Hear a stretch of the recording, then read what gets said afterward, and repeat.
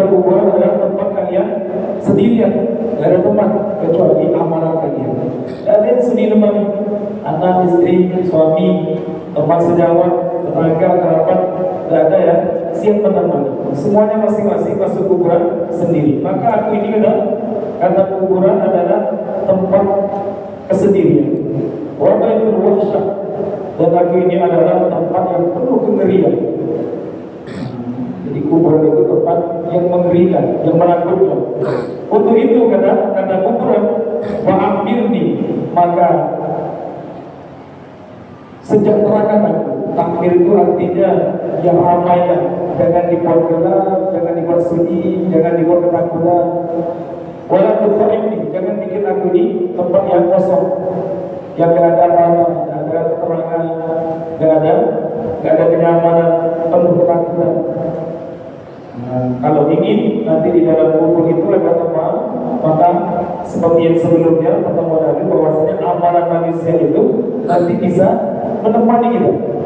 Karena dalam sebuah hadis yang panjang itu Bapak Ibu dirahmati Allah, ketika orang beriman sudah selesai dari pertanyaan, maka itu ada seruan, fa'afrishuhu minal jannah wa albisuhu minal jannah wa tahu lahu minal jannah. Ketika itu akan diserukan untuk orang beriman yang sudah selesai jawab pertanyaan bukan lagi bentangkan untuk dia permadani dari surga, pakaikan dia pakaian surga. Kemudian bukanlah satu pintu yang mengarah ke surga ke arah kuburannya, sehingga ketika itu fayusahu lahu qabruhu mudda basari.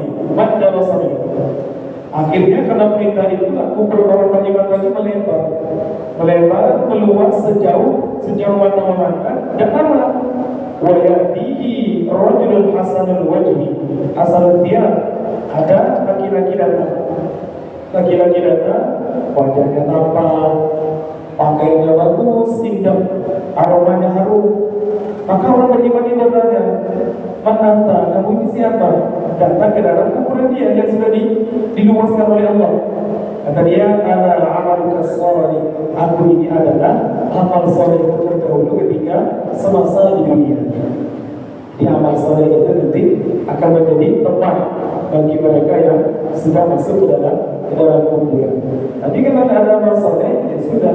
Maka seperti yang disebutkan oleh kuburan tadi, aku di tempat sendiri, aku di tempat yang sunyi, tempat yang menakutkan dan mengerikan. Baik, kemudian oleh dirahmati Allah Subhanahu wa taala, kita lanjutkan pada as-sahifatul khamisah. Pada lembaran yang kelima, sahifah yang kelima, suhufnya Nabi Musa alaihissalam.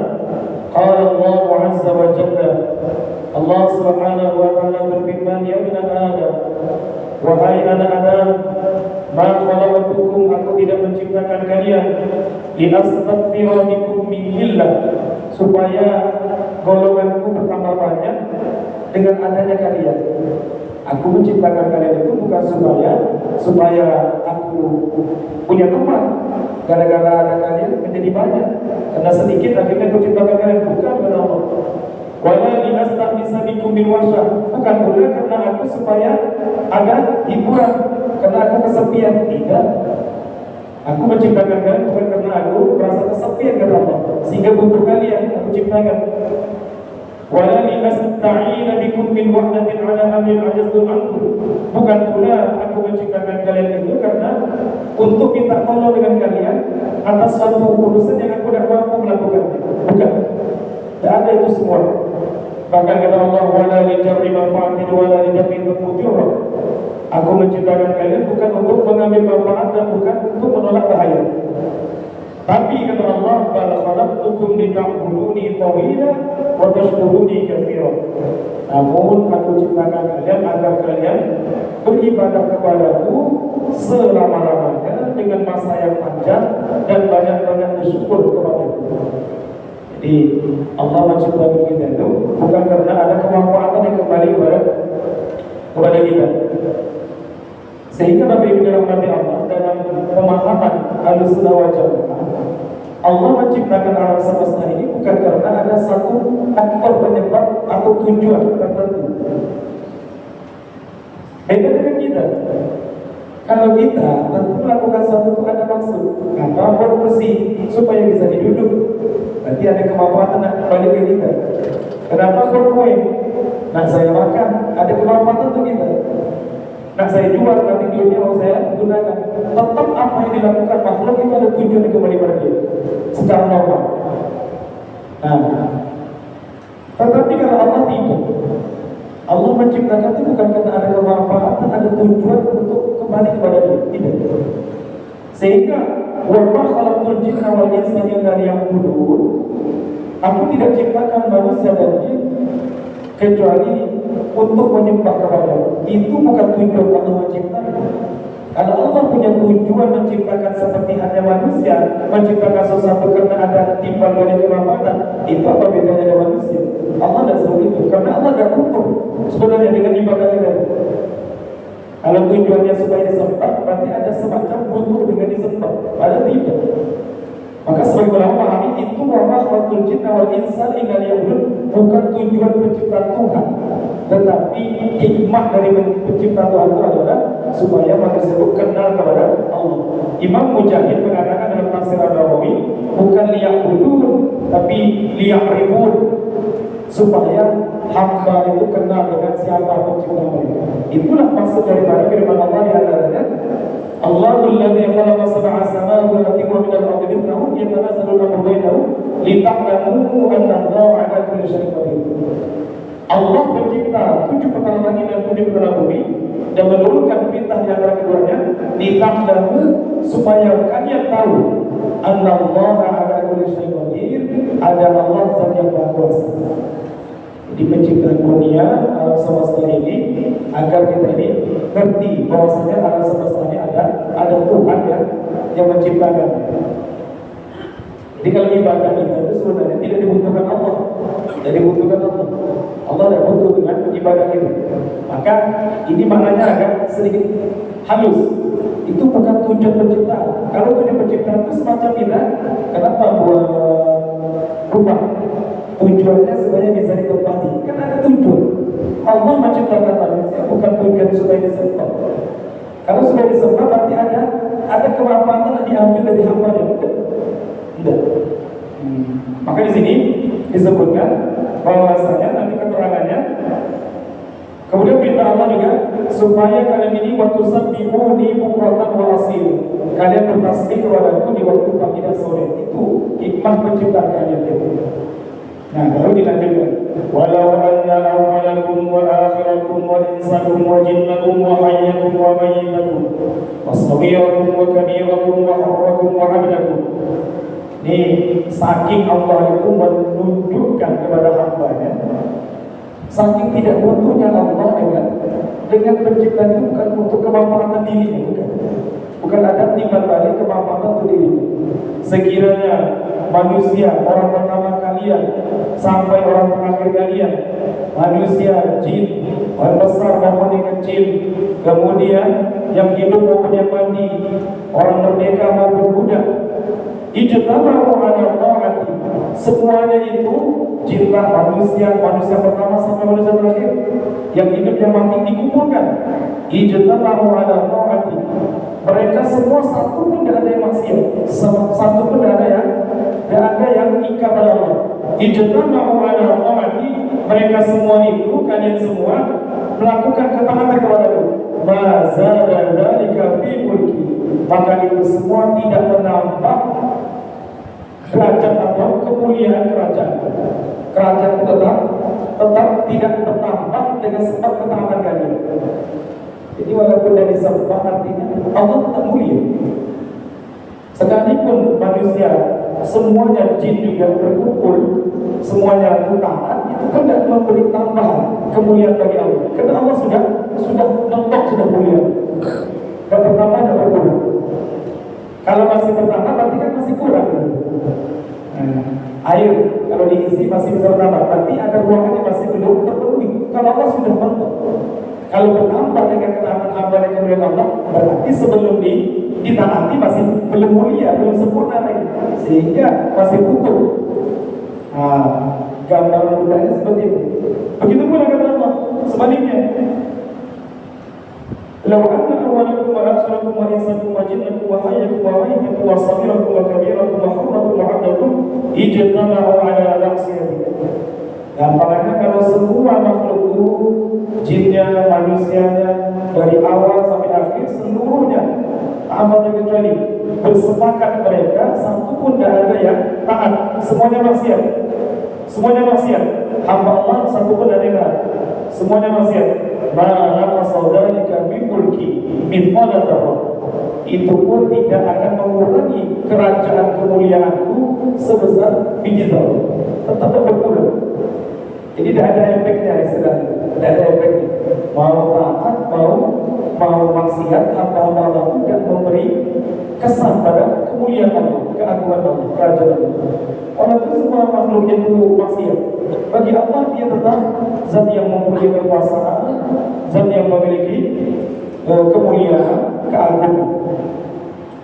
Nah, maka disitulah dilanjutkan man jahada fa innama yujahidu li nafsihi. Siapa yang berjihad, bermujahadah, bersungguh-sungguh taat kepada Allah, bermujahadah, berjihad. Jihad itu ada dua, ada jihad hakiki, ada jihad maknawi. Ada jihad hakiki, ada jihad maknawi. Kalau jihad yang hakiki yang diistilahkan jihad fisabilillah itu berarti angkat senjata.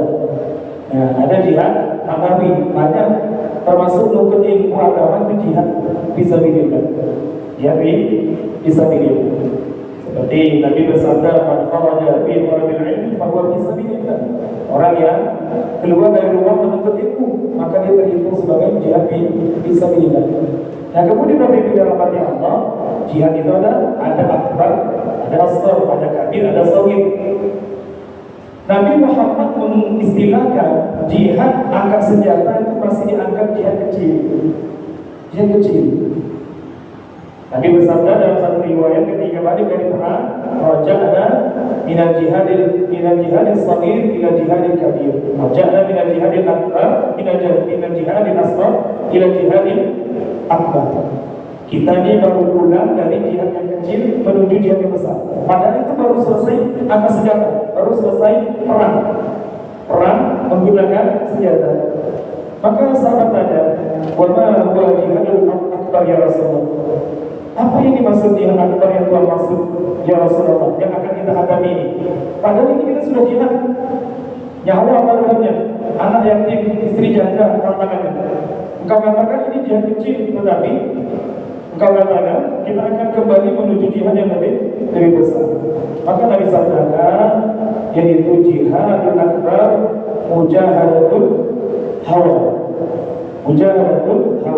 atau mukhalafatul hawa. Mujahadatul nafs, jihad melawan nafsu, itu yang lebih besar. Jihad melawan nafsu ini berarti itu ada dua. Jihad dalam urusan melawan nafsu untuk mendorong diri kepada Allah, dan jihad menahan nafsu untuk bersabar diri terhadap meninggalkan larangan Allah. Dua-duanya berat.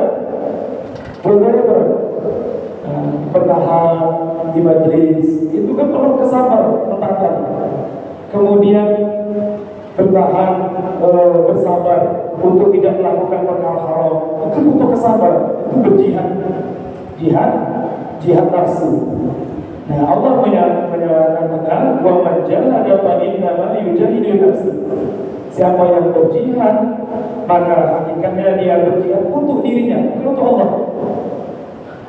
Sahabat kita mentaati Allah, sahabat kita meninggalkan larangan Allah, itu bukan untuk Allah. Karena tadi diceritakan, seperti apapun ketaatan yang dikerjakan, itu tidak menambah kemuliaan Allah. Seperti apapun meninggalkan kemaksiatan, itu sama tidak mengurangi. Seperti apapun mengerjakan kemaksiatan, tidak mengurangi kemuliaan Allah. Artinya semua yang kita lakukan itu kembalinya ke diri masing-masing. Tidak ada pengaruh dari Allah, ada pengaruh. Siapa yang berjihad, baik jihadnya menjalankan larangan atau berjihad meninggalkan larangan, itu sebenarnya kembali untuk dirinya sendiri. Wa inna ma yujahidu li nafsi. Maka ditegaskan oleh Allah, innallaha lawaliyyun 'anil 'alamin. Sesungguhnya Allah itu tidak butuh terhadap seluruh alam, seluruh hamba. Apa maksudnya? A'malihim, ibadati. Amalan hambanya, ibadah hambanya itu dibutuhkan Allah. Allah tidak butuh itu semua. Amalan ketaatan hamba itu hanya untuk dirinya sendiri. In asantum bi anfusikum wa in asantum falaha. Dalam surah Al-Isra ayat 15. In asantum bi anfusikum. Kalau kamu melakukan kebaikan, itu kamu hakikatnya berbuat baik kepada dirimu sendiri. Wa in asantum, begitu benar. Kalau kamu berbuat jahat, berbuat kemaksiatan, falaha, ay fa'alaiha. Maksudnya itu juga akan kembali kecelakaannya untuk dirimu sendiri. Tidak ada pengaruh bagi Allah. Kamu mau taat, mau maksiat, itu tidak ada kesan bagi Allah. Hanya kembali kepada masing-masing diri kita. Bahkan dalam surah Ibrahim ayat 8 itu, Bapak Ibu yang dirahmati Allah, itu Allah menceritakan tentang ungkapan Nabi Musa kepada Bani Israel. Ya, kepada kaumnya. Qala Musa in takfuru antum wa man fil ardi jami'an fa inna Allaha lawaliyyun hamid. Kata Nabi Musa, intakuru antum wa man fil ardi jami'an. Intakuru, jika kalian kafir, wa man fil ardi jami'an, dan seluruh penduduk bumi ini kafir, tidak ada yang beriman, tidak ada yang percaya dengan aku, tidak ada yang percaya dengan Allah. Apa kata Nabi Musa? Fa inna Allaha lawaliyyun hamid. Allah tidak butuh, tidak masalah bagi Allah. Allah tetap hamid, tetap terpuji, tetap mulia, karena dia tidak butuh dengan hamba-Nya. Jadi yang butuh itu adalah hamba kepada Allah Subhanahu wa Ta'ala. Dalam urusan ibadah sama. Itu nanti ayat yang semacam ini Bapak Ibu. Innallaha lawaliyyun 'anil 'alamin. Allah tidak butuh kepada amalan hamba-Nya. Itu nanti menceritakan tentang juga pada surah Ali Imran masalah haji. Walillahi 'alan nasi hajjul baiti man istata'a ilaihi sabila wa man kafara innallaha ghaniyyun 'anil 'alamin. Ayatnya itu ditutup selepas perintah haji. Ya, ada kewajiban bagi manusia untuk dimunahkan kepada Allah bagi yang mampu. Kata Allah, wa man kafara innallaha ghaniyyun 'anil 'alamin. Siapa yang kufur mengingkari kewajiban haji, tidak mau berangkat haji pada anda mampu, Allah tidak butuh. Tidak masalah bagi Allah. Nanti kurang lebih. Fa innallaha ghaniyyun 'anil 'alamin. Padahal sebenarnya ayat ini ceritanya orang Yahudi. Orang Yahudi menganggap bahwasanya al-hajju ila Makkah wajib kata mereka. Haji ke Makkah itu wajib. Maka disangka oleh Allah, ya sudah. Wa Makkah fa innallaha ghaniyyun 'anil 'alamin. Kalau kamu tidak mau haji, Allah tidak butuh. Allah tidak masalah kamu haji, tidak masalah. Karena Allah tidak butuh itu semua. Yang membutuhkan adalah hamba terhadap ketaatan kepada Allah Subhanahu wa Ta'ala. Wa humul fuqara'u ilaihi, justru mereka semua tadi manusia dari yang pertama sampai terakhir, jin dan seluruhnya, yang hidup, yang mati, yang kecil, yang besar, yang merdeka, yang muda, justru mereka lah fuqara'u ilaihi, butuh kepada Allah Subhanahu wa Ta'ala. Allah butuh. Wa huwal ghaniyyul hamid. Dia zat yang maha kaya lagi terpuji. Ghani itu kaya. Dan kayanya Allah mutlak. Dan bahasa Arab kaya itu ghani. Jamaknya agniya. Ghaniyun, orang kaya. Ghaniyun. Jadi kalau orang kaya disebut dalam bahasa Arab ghaniyun. Kaya. Kaya itu apa artinya? Sebenarnya kaya itu yang paling tepat itu adalah tidak butuh. Tidak butuh. Semakin orang tidak butuh, semakin kaya dia. Tetapi walaupun materi kita akan banyak, tapi banyak betul kebutuhan dia masih kurang, itu bukan kaya sejati. Itu kaya hanya secara tampilan zahir. Di situ dimaksud Nabi, laisal ghina an kasratil arad walakin ghina nafs. Kaya itu bukan banyaknya materi kita kan, tapi kaya jiwa, kaya hati. Walaupun kita akan dikit, tapi kalau dia tidak butuh, tidak banyak butuhnya, maka dia kaya. Seperti Allah menyimpan di dirinya, innahu huwal ghaniyyul hamid. sesungguhnya Allah itu zat yang maha kaya. Artinya apa? Kaya itu tidak butuh. Kalau Allah tidak butuhnya mutlak. Kalau manusia makhluk kayanya tidak mutlak. Kalau Allah mutlak tidak butuh sama sekali. Kalau makhluk kayanya itu terbatas. Kaya dalam arti tidak butuh, terbatas. Mungkin dia tidak butuh tidak butuh lagi dengan duit, tidak banyak, tapi tetap butuh dengan bantuan kawan. Berarti dia masih butuh dengan tenaga, masih butuh ini, butuh itu. Jadi tidak sempurna, tidak mutlak. Tapi kalau Allah betul-betul tidak butuh secara mutlak, tidak butuh secara mutlak. Ya benar Adam, wahai Adam, kama tadinu, sebagaimana kamu berbuat, begitulah kalian akan diperlakukan.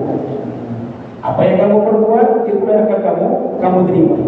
Kalau kebaikan yang kamu lakukan, maka balasan akan kebaikan diterima. Sebagaimana kalau kamu melakukan keburukan, begitu pula akan kamu diperlakukan. Kama tasra'u taksab, kamu menanam, kamu yang panen. Siapa yang menanam, dia yang panen. Yang tidak tanam, tidak panen. Gitu. Siapa yang menanam, dia yang panen. Artinya amal perbuatan kita ini itu kembalinya ke setiap diri kita masing-masing. As-Sahifah As-Sadisah, lembaran yang ke-6. Qala Allah tabaraka wa ta'ala ya ibadat dananir wad darahim. Ini Allah tadi awal-awalnya sebelumnya nyebut wahai anak-anak manusia secara umum. Kemudian wahai anak-anak secara umum. Sekarang naik seruannya, ianya, panggilan nidahnya itu dengan lebih khusus lagi.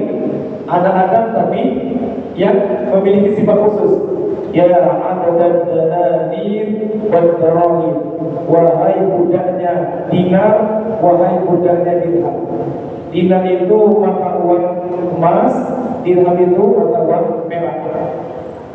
Nah, jadi dinar dan dirham itu adalah sesuatu yang berharga. Sampai sekarang katanya Masya Allah, dinar emas itu semakin naik.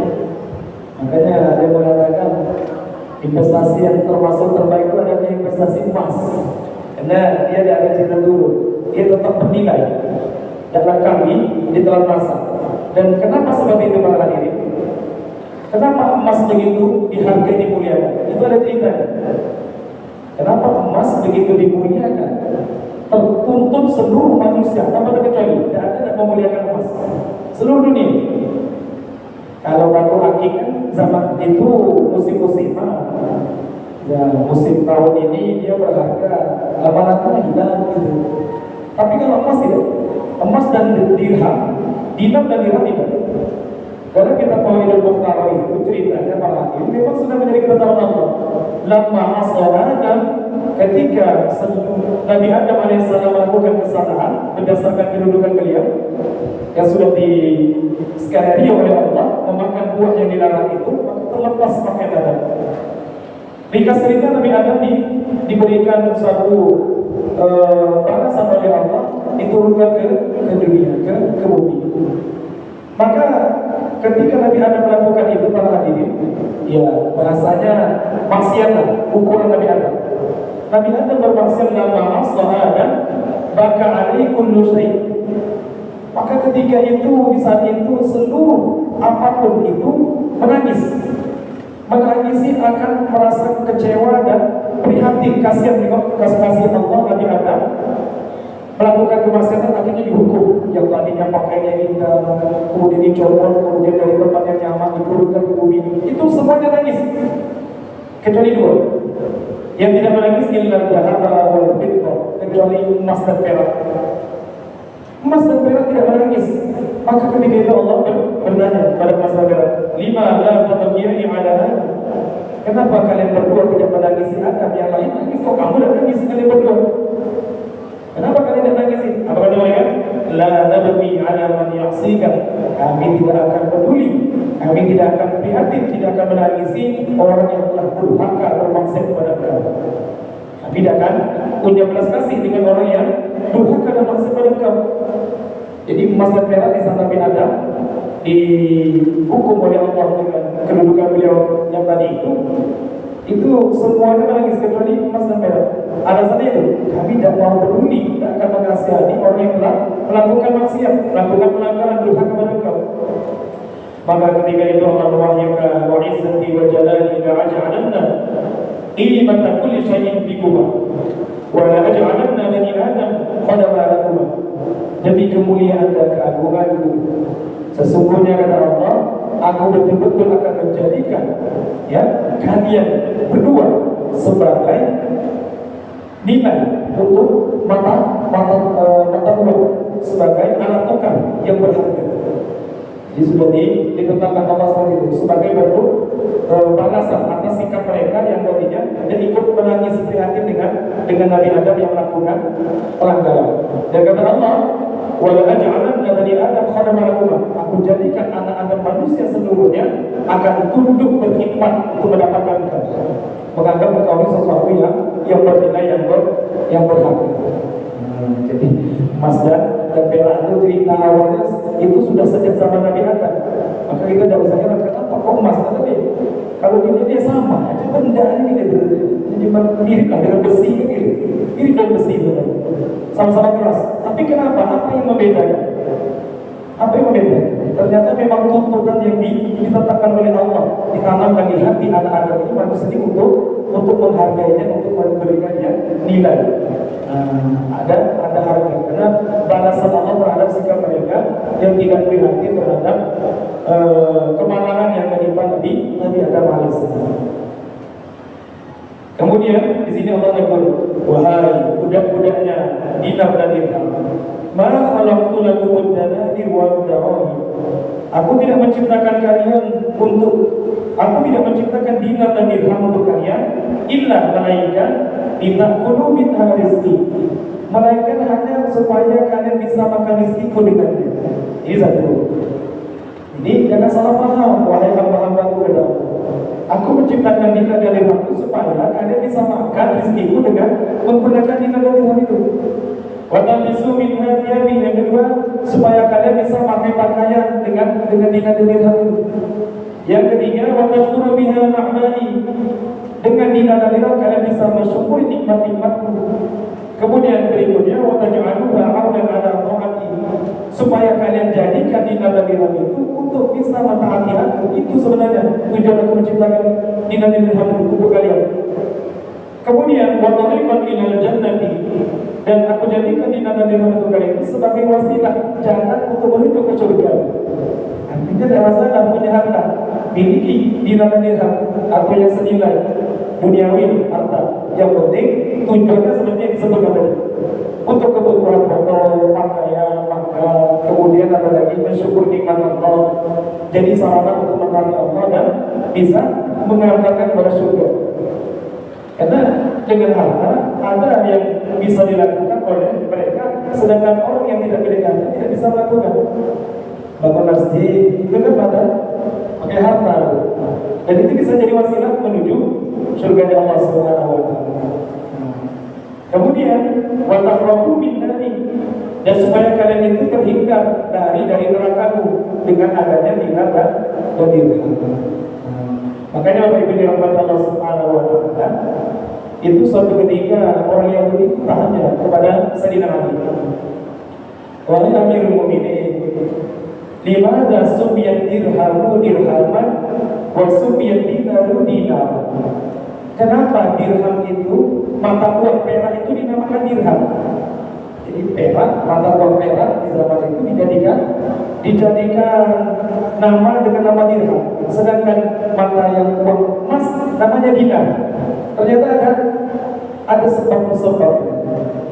Kata Sayyidina Ali, innama sumiya ad-dirhamu dirhaman li'annahu man jama'ahu wa lam yunfiqu fi ta'atillah awratahul hammu.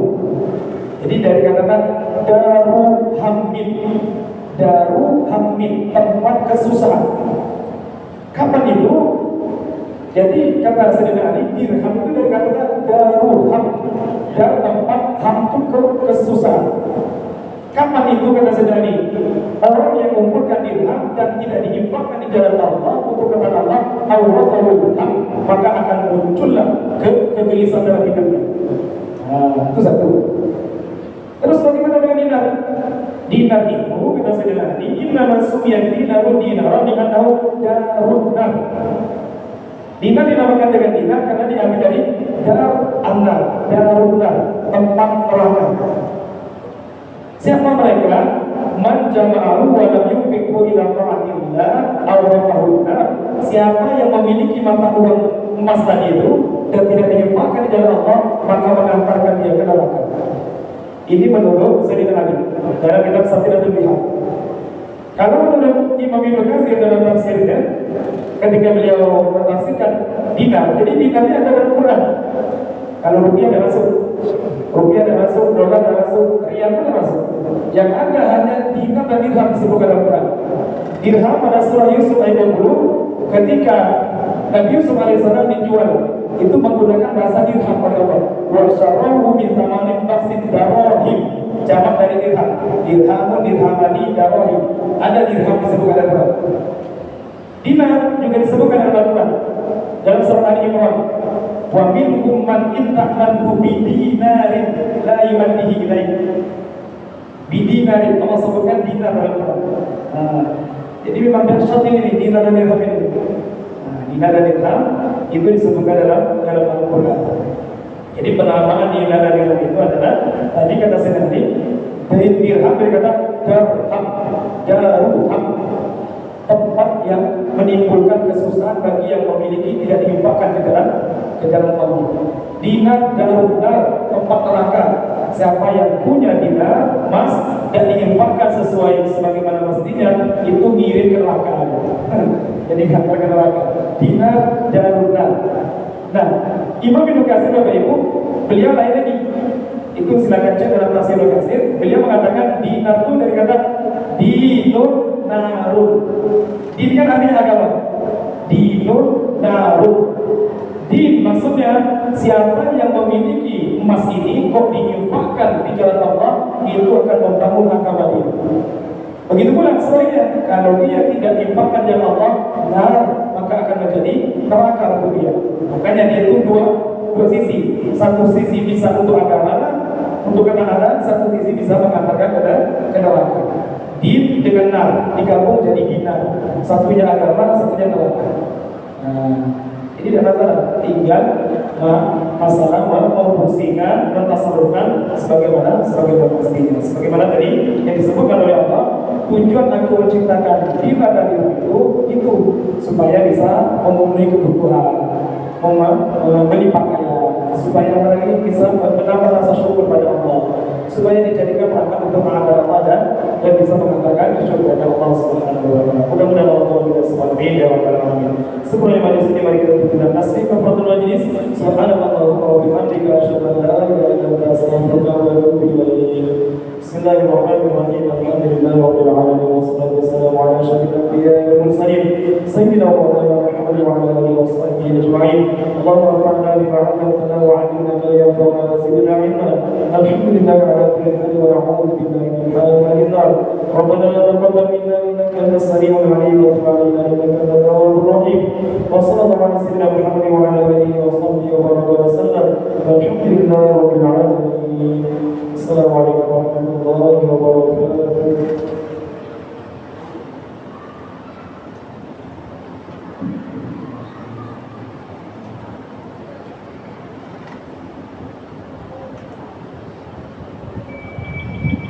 Allah